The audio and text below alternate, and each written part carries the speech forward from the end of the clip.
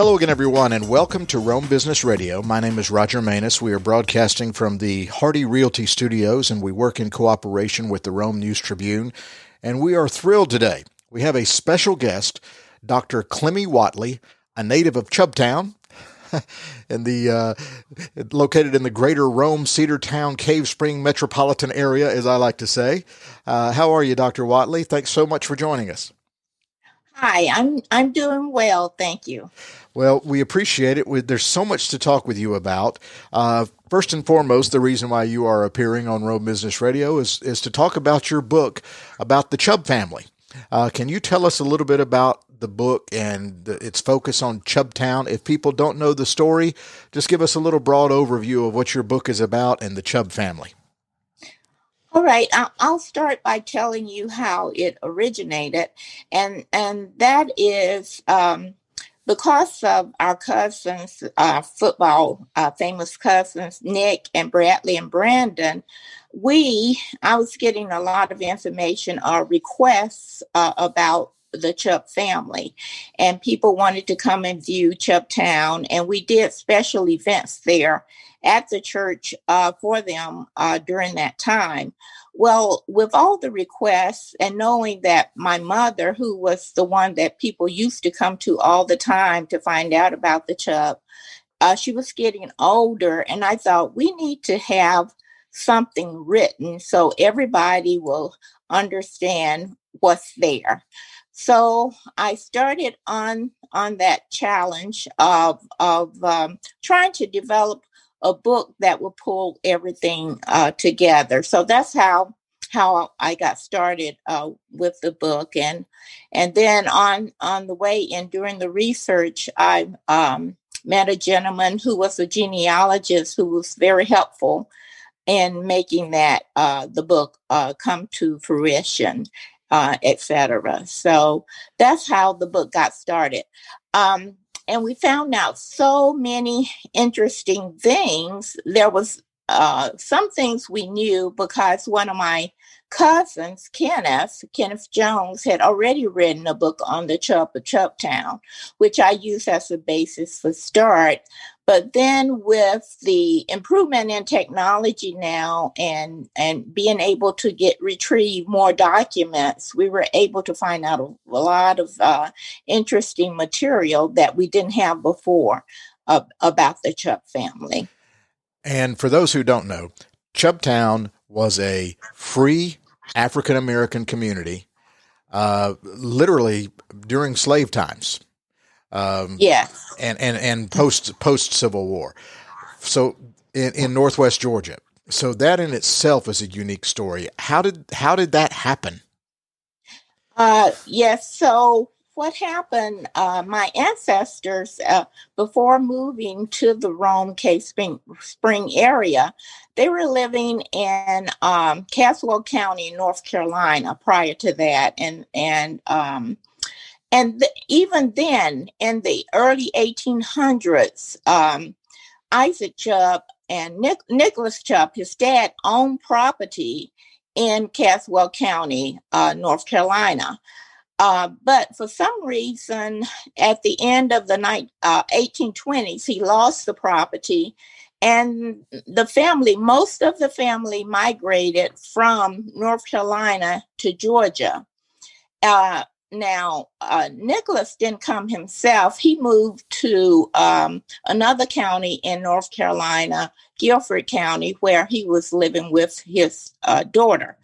But so the family came, my side of the family and the side of the family that formed Chubbtown first moved to Morgan County, Georgia. And they were there for about 25 years. And during that time, if you were a free Black, you had to be registered to someone white. And I found their registration records. And what happened is the man which they were registered to moved from Morgan County to Floyd County. And the family evidently followed him from Morgan County to Floyd County. And right before the Civil War, they were able to buy property from their registrar and began to form Chubbtown. So that was in the 1860s, or early 1860s, that they began to form the town of Chubbtown. So this is your family. We're talking blood kin. That's correct. And well, it's a fascinating story, obviously, because we all know the history, the stain on American history with slavery. But the fact that this family, your family, had this fortitude to not only be free in that turbulent time in this part of the country, but then to proactively buy property and set up the town was a thriving it was a town. It had businesses, and white people would come to conduct business in Chubbtown, correct? That's correct. It was a self-sufficient community, grist mills, cotton gins, and woodworking, carpentry. They had everything there where they could be self-sufficient in their own community. And I understand, as far as farming, that they were some of the best farmers around in the area. And everyone would come to Chubbtown to buy products. And they were also known for their syrup. And people would come from around to purchase syrup from the community. And I think another interesting fact about the community is that they formed an organization that would help anyone if they were sick, or if they had problems, or if they had financial issues. The people in the community could come to this organization and request assistance. And so they were available to help one another farm, or to help one another if they needed financial aid. So this was not just a person or a family struggling to survive or live. This was a family with a big vision. This was a family that was thriving, thinking beyond themselves. They were thinking community. They were thinking entrepreneurially at a time where that was just unheard of. This is a fantastic story. Yes. And the whole entrepreneurship of the family, it started back in Virginia, really, because one of the skills that the family had, which was that of blacksmith. And I believe the blacksmithing skill has really took them over a 200-year term as being able to provide for themselves. And of course, they developed the other skills. And even if you look at the 1870 census, you'll see that how the brothers, there were 8 brothers and 3 sisters, how the 8 brothers and the skills that they had were a variation, and how it would support the community. Well, 8 brothers and 3 sisters, that's a town right there. Yeah, it is. It really is. They start getting married and having kids. That's right. That's why I think it really, the community really grew once they moved into the area. And in addition, other Black families started moving into the area adjacent to the Chubb family. Were you able to trace far enough back in the genealogy? I believe the one you mentioned farthest back was Nicholas in North Carolina. Who was the first in the family tree to get freedom, and how did they do it? Do you know? Well, what happened is Mary Chubb, she was an indentured servant. This was, prior to slavery, and after as an indentured servant, after serving a period of time, then she would be free. So the freedom area part of the family came from there. My mother used to say, well, the Chubb family were never slaves, but that's because of the indentured servant. And then even back, Nicholas was free. You look back at his records, and where he purchased a property, and he was shown as a free Black man. back in the early 1800s. So it derived from him. Even I found documentation that in 1806, where he bought a slave, which I'm thinking it was a woman and was probably his wife. Oh, wow. Some of these stories break my heart. Yes. Based on the world it was. Yes. So I've got a million questions. I'm trying to sort them out logically in my brain. Another thing that troubled me, as you touched on earlier, was that even though they were free, they still had to register with a white person in Floyd County in order to buy the property.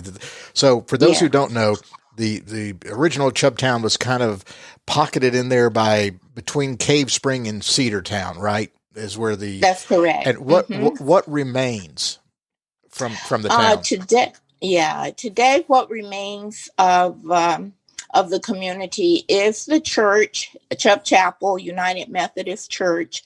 It's on the National Register of Historical Places, and the cemetery is still there, and it's we still keep the cemetery up. Relatives and friends are still buried there in the cemetery.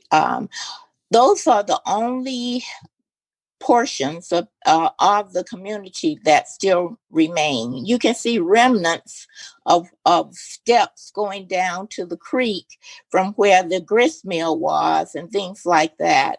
But those are the two pieces. So we really work to maintain and to keep the church going. It's an active church. We still have services there in the church prior to COVID, that is, and it still serves the community. We have when we have homecoming and special events at the church, we have relatives and friends that really come back and support us. So as the town is taking root post Civil War, and you talk about grist mills and syrup and things like that, how big did it eventually get, like population wise or economically, and what happened to it? Oh, okay. Now, my mother would say at the largest, it was about 2,500 acres of land. Mm-hmm. And that includes the family that moved into the area, etc. And what happened is, as far as the number of people, I would estimate probably around 1,000 or so at the height of the community. What happened is in the early 1900s, a flood evidently came through, a major flood, and destroyed a lot of the businesses, because the businesses were built along creek, Spring Creek and Big Cedar Creek. And at the same time, it was a time when a lot of Black people in the South were migrating from the South to the North, looking for better opportunities. So we had a lot of our kinfolks were leaving and moving to the North. And so with the exodus of our people, there were really no one to maintain, especially knowing that farming was the big industry in the area. There was no one to maintain like it was previously. Who owns the land now? Is it still in the family, some here and there? Yes, portions of the land is still in the family. Other portions of the land have been bought by other people, in the area. But I would estimate, my estimation would be maybe about 500 acres still belong to family members. Okay, that's fantastic. And the church is self-owned by the church itself? Yeah, we're a United Methodist Church, so, we're part of that particular entity. And, so as members, we're responsible for the ongoing upkeep, because even though I don't live in Cave Spring anymore, I still go. I'm still an active member of Chubb Chapel. And it's called Chubb Chapel. Yes. Mm-hmm. Fantastic. Let's talk about your background, because another fascinating thing about not only you being related to this story, so I'm sure part of your fascination with the story was it's your family history, and you eventually have put it into this book. What's the official title of the book, by the way? The official title is The Chubbs, right? A Free Black Family Journey from the Antebellum Era to the mid 1900s. And the reason I chose that is it defines the period of time that we did the research. And in the 1930s, the last of the 8 Chubb brothers and 3 sisters had passed away in 1930. So I ended the book with the passing of the last brother. So, and I know we're talking relations here. So one of those brothers, eventually, that's Nick Chubb's family tree, right? The NFL player who used to play at the University of Georgia. Yeah, Nick and we're both descendants of Henry Chubb, who was the second oldest of the 8 brothers, and he was considered as the leader of the family at the time they moved to Chubbtown. So you would see his name a lot on the property deeds, etc. During that time. So are you and Nick cousins, or is he a nephew? What's the? Yeah, he's my cousin. Okay. Mm-hmm. Yeah. That can all get complicated when it's once removed, twice a second cousin, things like that. Yeah, yes, definitely. Even though we always say we're still family, even though we may be distant cousins, we're all still family, and we all are still there to support one another. Well, one thing a gentleman never does is a gentleman never asks a lady how old she is. So I'm not going to ask you how old you are, but I do want to touch on the fact that your personal history, you were born into segregation. That's correct. Educated during segregation. But yet you found your way into Georgia Tech. You're one of the first African-American graduates of Georgia Tech, if I'm not mistaken. Yes, female. Mm-hmm. So one of the first female African-American graduates. Yes. Well, congratulations on. Thank you. Please just tell us about your educational journey and growing up during segregation. That's something that people my age and younger just cannot understand. Oh, okay. All right. Well, when I started to school in Cave Spring, our elementary school there was E.S. Brown Elementary. They had built E.S. Brown. Fairview did serve the students of Cave Spring. They built E.S. Brown. E.S. Brown was named for the principal of Fairview.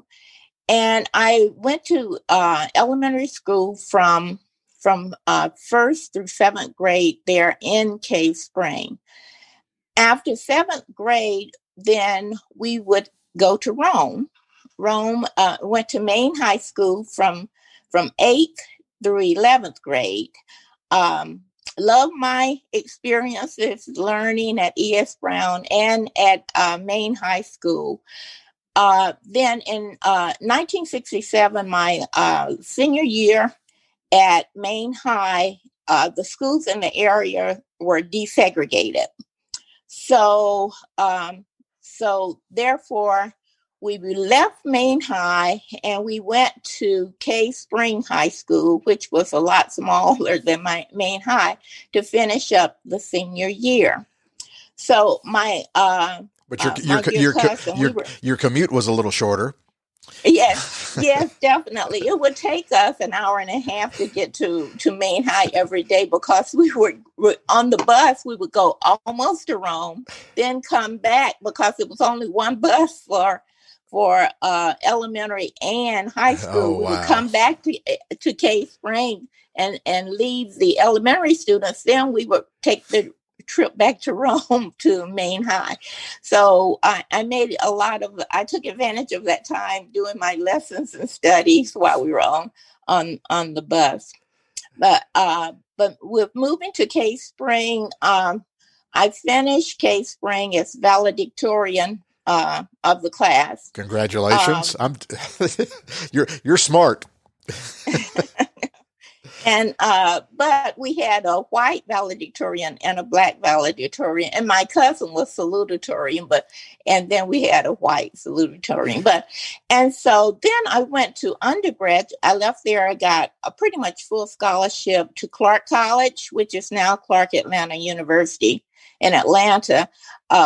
To Clark College. I majored in mathematics. I always loved mathematics because of my father's love of mathematics. So I majored in mathematics. And then as I was getting ready to graduate from Clark, my fourth year, our dear head of the math department, he was like, you and one of my other friends at college at that time, he was saying, you all need to go open doors. That's what he told us. And so neither one of us wanted to really leave the Atlanta area. So we both applied to Georgia Tech and Emory for graduate school. And we both heard from Georgia Tech first. So we decided to go support one another and go to Georgia Tech to graduate school. So that's how I ended up. I had a teaching assistantship while I was at Georgia Tech. So I was teaching classes and also attending classes. So when my friend and I finished, we were the first two African-American females to finish from Georgia Tech, because of course Georgia Tech had there were black males there prior to that particular time. So you're dealing with the bigotry of skin color, but also probably the bigotry of gender. Yes. So just how tough a time was that in your life to focus on your education and having to deal with all that nonsense? Yeah. At Tech, it was trying. I'll put it that way for sure. Because I'll never forget one day I walked in the classroom. I was teaching a calculus class, and I walked in. One student said, "Are you our teacher?" So it was that type of thing. And plus, some of the professors themselves weren't too open to us being there. I never forget one example. The gentleman that was over the teaching assistants, just like I was. Well, I had gone into the office. No one said anything. Anyway, I went to class, and one of the white teacher's assistants was in the class with me, and she said, "Are you going to the funeral?" And I said, "What funeral?" And so she told me that the gentleman that was, our supervisor had passed away. No one had said one word to me or said a word to Grace, my friend, about him passing away at all. And that was very hurtful. That sort of remained with me today. But, we did go to his funeral and everything. But so they were purposeful. So that gives you an idea how you're there, but you're never apart, Right. Thankfully, times have changed and continue to change. So, yeah. Mm-hmm. So what was your career in teaching in mathematics? How do you become an author? And history at that, right? So after I left Georgia Tech, I started out with Bell South. Well, it was Southern Bell then, and engineering. So that was my first job after finishing, and I stayed there for 22 years. I kept telling myself I was leaving, but then when my children. I have a son and a daughter. Once they were out of high school, I said, okay, now I can focus on what I really want to do.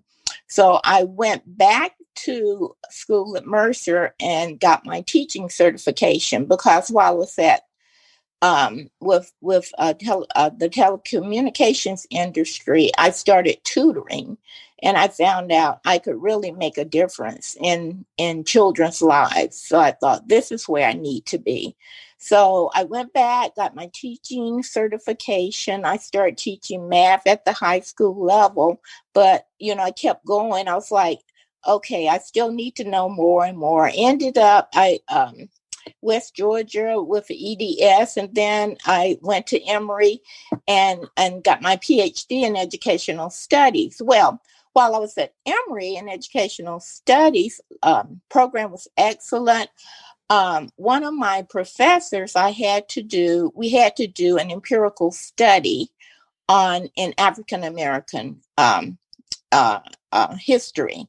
So I decided to do mine on the Black Georgia School for the Deaf, and that was my first book. But that was with one of my colleagues who was the pusher behind, you need to tell this story, and so we did a book on the Black Georgia School for the Deaf. So that's what started me there. But I had started writing different books in the math area. I have a series called Musical Mathematics, that how to incorporate music into teaching mathematics. Then, so with my colleagues' help and everything, I thought, well, I guess maybe I can do this. And knowing how the story of a family like the Chubbs, really it is not told that much, and how important it seemed to be to the careers of the family, I decided to give it a try. Well, you are a remarkably accomplished woman. Just educationally, mathematically, intellectually, historically. When you were researching the book, I imagine being in the family, there were probably stories passed down over the years that maybe grow into bigger than real life about this character or that person, or did you stumble across anything that you thought, oh, well, that ended up just being a myth? Or did you stumble across a story that went, wow, I never knew that? Oh, yes. There were a few, because some of our relatives had said that the family bought their freedom. And like I said, my mom always said, she said they were always free. So I think we were able to determine that, they were free, but, they bought other slaves that became a part of the family. So, so they just to clarify, they bought them with the intention of setting them free. That's right. Yeah, they didn't buy them to enslave. They bought them to give them their freedom. Yes, one of the this was Isaac's brother, because he moved to Tennessee, and I found the document where he had bought his wife, and the document read that, if he passed away, she needed her freedom, but she was really his wife, Mm-hmm. So that was there. And this is interesting. There were a few interesting things. One of the interesting documents we found was an invoice where the Confederate army that was stationed, they were in Cave Spring, paid Henry Chubb, who was one of the 8 brothers, paid Henry Chubb for shoe horsing there. And so we had found that particular invoice. I thought that was interesting how that occurred. And then there was another story that was told about when Sherman was coming south, that he came upon the community of Chubbtown, and he found out it was a free Black community, and he left it alone. but then later on, I found documents, even though it wasn't one of the Chubb brothers, it was a Chubb sister who was married to another gentleman, that they had stole 7 of his hogs. And he had filed a document after the Civil War to be reimbursed for his hogs, and he was. So the Union Army marched through. They didn't burn Chubbtown, but they stole 7 hogs. Yes. And he got reimbursed after the war. He got reimbursed after the war. Yes. Yeah. So that was interesting. So. Mm-hmm. Any other documents that caught your eye that? Oh, let's see. Oh, there was so. I'll tell you the other thing that really I never knew about registration. Until I start really reading, doing research, and I thought, well, that means that the Chubb family had to be registered. So just looking for those documents. So I found where 2 of Isaac's brothers were registered, but I couldn't find where Isaac was registered until the gentleman genealogist that was helping me, John, he said, I'm going to go look. The original they did not have them on film. They had at the center, they had the original documentation, registration records, and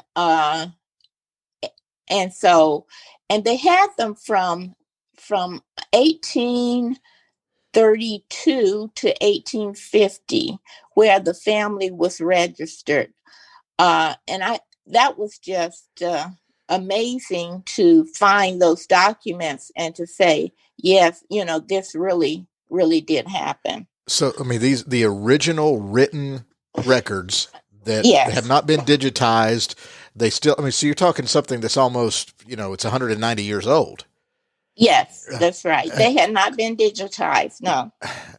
So your research, how long did this book take you to with all the research you had to do and genealogy tracing? I mean, so much just from your own family, but how long did it take you to put all this together and write the book? Well, it really took me from about 5 years, from the time of saying, I need to put this together, because that's what I first started doing, was cataloging everything that my mother had, just putting it, cataloging from there. And then beginning to visit the different research facilities, etc., looking for information. And the Georgia Archives was a big one for me. I spent a lot of time at the Georgia Archives, and I spent a lot of time talking to different people at other archives facilities in North Carolina and Virginia, etc. Where is the Georgia Archives? The Georgia Archives is in Clayton County. Okay. Yeah.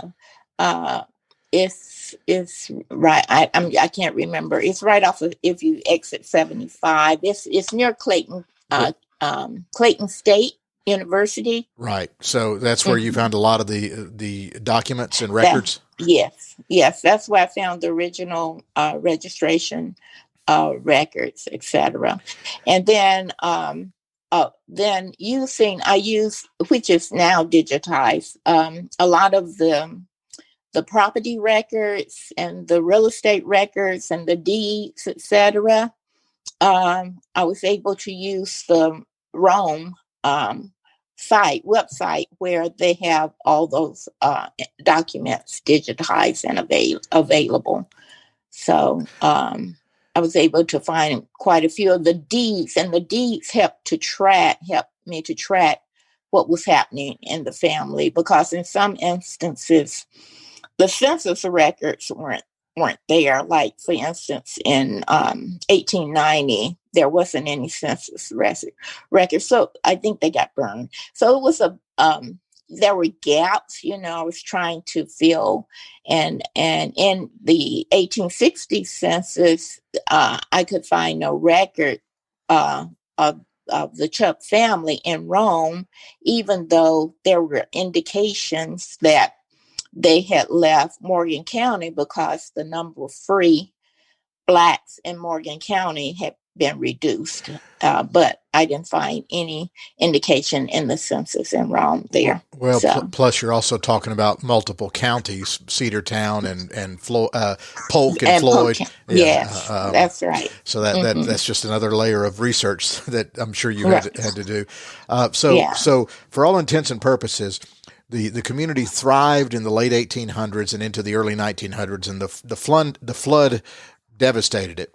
And then there was some just natural migration of African Americans northbound. Yes. So did it just kind of slowly go away because of that? But there's still plenty of Chubb family around. They're scattered everywhere now. Yeah, one's in Cleveland. One's in Cleveland. Yes, there's family everywhere. A lot of, and Ohio, Chicago, there's family everywhere now. But there's still Chubb family in the Chubbtown area. I was trying to think of a number to put on it if I had to. I don't know. My estimate would be maybe about 50 or so. Family members are still around in the general area. There are definitely relatives in the Polk County, in Cedartown, Rockmart, and in Rome area also that moved to those particular areas. Mm-hmm. Do you find that the family DNA includes pride about what your ancestors were able to do during the slave era, and that gives you, for example, the confidence to have lived the life that you have led because of this Chubb family DNA, that you went and got educated, you were the valedictorian, you went to Georgia Tech during turbulent times, things like that. Does that come from your family DNA? I definitely would say that that's a part of the family DNA. Not only if you look at what I've done. If you look at the family in general, I always say there's an entrepreneur spirit that is deep in the family. Even my children, they both have ventured out on their own in different areas. So I think that spirit of building, creating, the strong work ethic. You see that in Nick, right? And Bradley, as they're playing football, that it definitely is something that that takes the family through to other levels. Yes. Well, Dr. Whatley, thank you so much for your time. This has been a fascinating conversation. How can people get the book, The Chubbs? The book is available at Amazon, and it's also available at Barnes and Noble. We're also selling the book at Educational Dynamics, which is a part of my nonprofit organization, where proceeds from the sale of the book goes toward the upkeep of the church. And we're trying to develop a visitor center there in Chubbtown. So it goes for that, and also the upkeep of the church. And that's the name of the company is Educational Dynamics. Well, and it would also make a great Christmas gift just for people in the Northwest Georgia area. I think will be a fantastic movie one day. Somebody should make this into a movie. Why don't we do this, Dr. Whatley? Oh, this sounds great to me. Let's get it done. Well, again, thank you so much for your time. It is much appreciated. Okay, thank you. I appreciate you also. And you've been listening to Rome Business Radio. Our guest has been Dr. Clemmie Whatley, the author of The Chubbs, a great story about Chubbtown. I'm Roger Manus. Thank you for listening. We have been broadcasting from the Hardy Realty Studios, and we work in cooperation with the Rome News Tribune.